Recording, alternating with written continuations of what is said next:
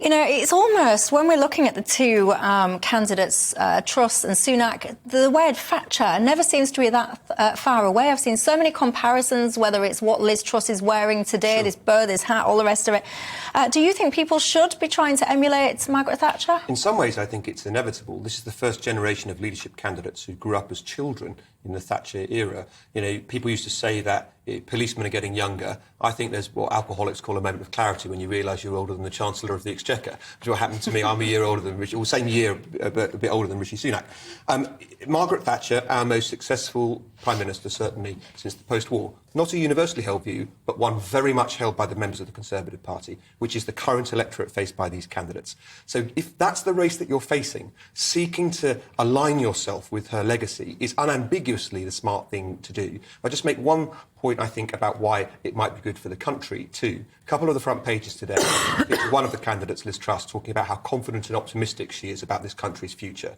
That's something that Margaret Thatcher did stand for. And contrary to the views expressed by your viewers writing into you, it's something I very much agree with. When she came to power, we were the sick man of Europe. When she left power, we were not. Yeah, but it would be an odd strategy, though, for either of the candidates to be talking about, oh, you know, this country is... I nearly swore then and I stopped myself. It would be a strange strategy to say that this country is stuffed. Yeah. Well, that's worked for Donald Trump. Now, admittedly, he was running against someone from the opposite party rather than running to inherit a position from within his own party. But that was unambiguously the position taken by the last person to win a kind of contest on the right outside of the UK and the Anglosphere and so forth. Donald Trump ran on the basis that America was your word that you won't say. Yeah, but also, I mean, it's a tough one because, Mary-Ann, the situation is I hear Truss and I hear Sunak and they're talking about I'm going to do this and I'm going to do that and I'll do the other. Sometimes I do feel like tapping them on the old shoulder and saying, excuse me, mate, bit orcs, but you guys have been in power now for quite some time. So all of these great new endeavours and bold new strategies and all the rest of it, if they were indeed the answers, why didn't you kick them in a while ago? Well, I think that is fundamentally a very, very valid question. And you see them convoluting, tying themselves in knots, trying to justify, for example, Rishi Sunak, trying to justify his kind of record in office and then saying, but I'm going to do things differently. And obviously I had to make compromise with Boris Johnson, who wanted to pull in a different direction. Now that I could be leader, we do this, this and this. And he, I think, is suffering from the fact that he is seen as a vote for continuity. Liz Truss offers, for the voting members of the Conservative Party, a change. I think the more radical potential candidates, Kemi Badenoch, Penny Mordaunt, are no longer in the race.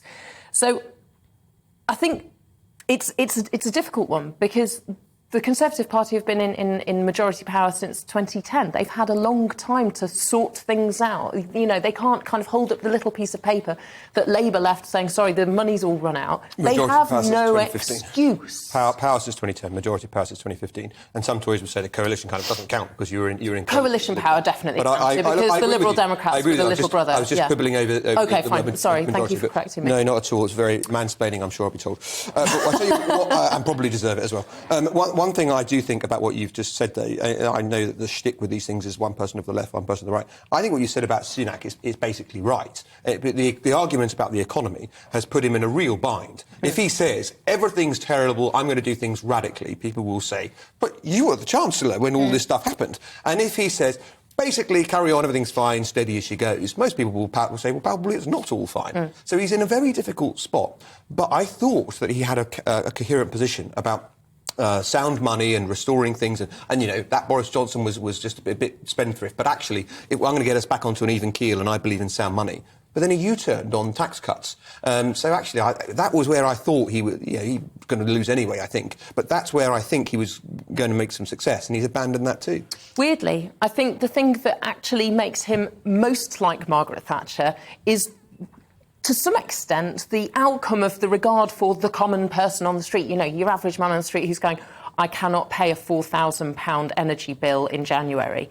Yeah. Margaret Thatcher just didn't care. She was like, let the coal miners die of starvation or hypothermia, let them go.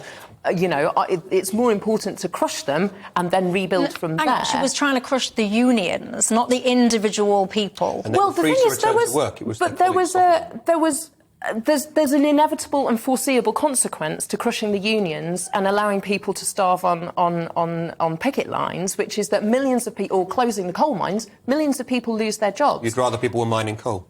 No, that's not what I'm saying. Yes, what I'm saying is that the regard for what is the social consequence of this economic or political policy that I want to enact. Yeah. And I think that's the point where I see a comparison that holds some water with Rishi Sunak, who's saying we have to do these economic sums. It's going to be tight, guys. Strap in. You might not be able to buy another, Ferrari. And it's a short-sightedness. It's a lack of ability to see the really, really, really tough decisions that people who are not millionaires are going to have to be making. I know that this to the point where they are not going to be okay.